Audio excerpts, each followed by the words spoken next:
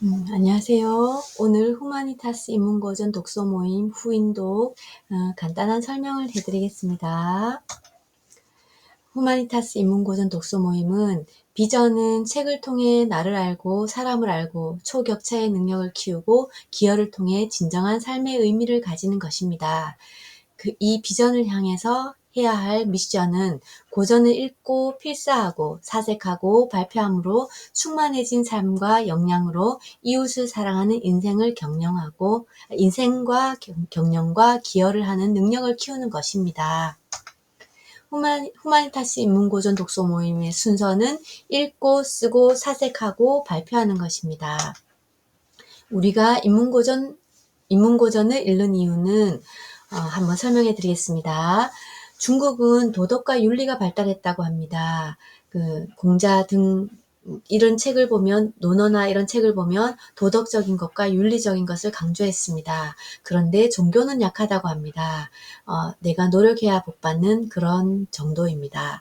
그리고 이슬람, 알라신을 믿는 사람들은 여기도 내가 노력해야 복받고 오직 종교 안에서 모든 생활을 합니다.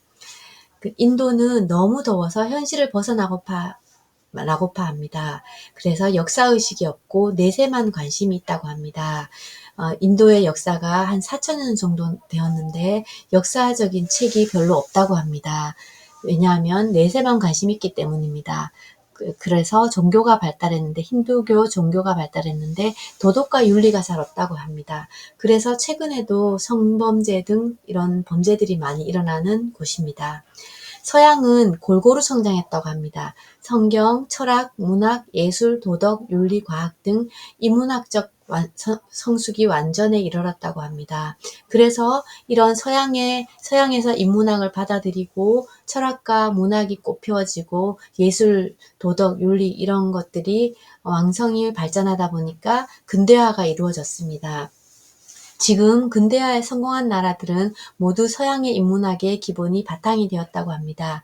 우리는 서양, 동양의 고전, 소설, 톨스토이나 해밍웨이 등 여러 가지를 읽고 나의 뿌리가 튼튼히 이런 사람을 아는 교양층이 되는 그런 인문학의 뿌리가 든든히 서면 그것을 통해서 사회과학이 발달하고 자연과학이 발달해서 결국은 그 위에 종교가 이 모든 것을 지배할 수 있는 올바른 종교가 있고 또 그것에 대한 열매, 인문학적인 소양이 바탕이 된 곳에서 생겨난 열매들은 철학이든 문학이든 예술이든 경영이든 사회과학이든 자연과학이든 정말 사람을 위한 올바른 열매가 맺힙니다.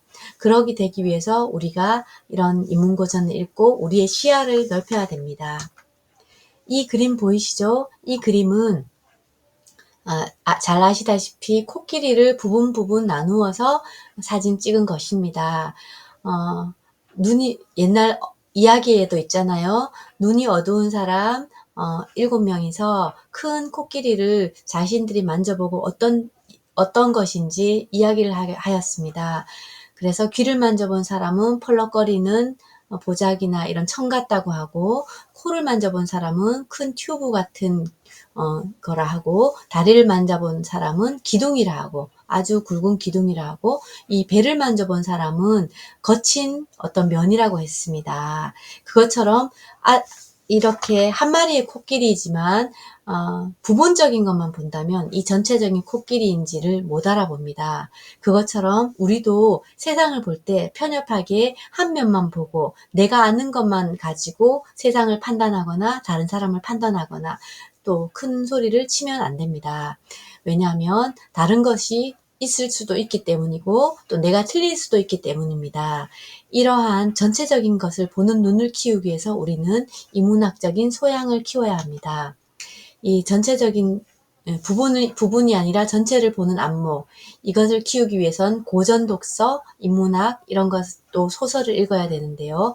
내가 있는 자리에서 나의 내면을 왕성하게 자라게 해서 전체를 보는 눈을 키우고 그 속에서 내가 하는 것이 일이든 무엇이든 내가 하는 것이 가정, 이웃, 공동체, 사회에서 선한 열매를 내는 것을 내기 위하여 우리가 인문고전 독서를 합니다. 고전 독서는 함께해야 완주할 수 있습니다. 혼자 읽으면 지칩니다. 또 중도 포기할 확률이 높습니다. 후인독 독서 모임에서 함께 고전을 읽으며 임계점을 뛰어넘는 큰 성장하시기를 바랍니다. 네, 고전 독서를 하면 문맹을 천재로 만듭니다. 그냥 천재가 아니라 세상을 이롭게 하는, 세상에 선한 영향을 끼치는 천재를 만듭니다. 또 평범한 학생을 아이비리그 졸업생보다 뛰어난 인재로 만들고요. 둔재를 노벨상 수상자로 만듭니다. 학급 장애를 가진 아이들을 지적으로 성장시킵니다. 사람을 생각하는 기업, 세상을 경영할 수 있습니다. 윤리경영, 상생경영, 초격차의 경영비법을 창작할 수 있습니다. 정치, 경제, 사회, 문화, 예술 모든 영역에서 뛰어난 성과를 거둘 수 있습니다.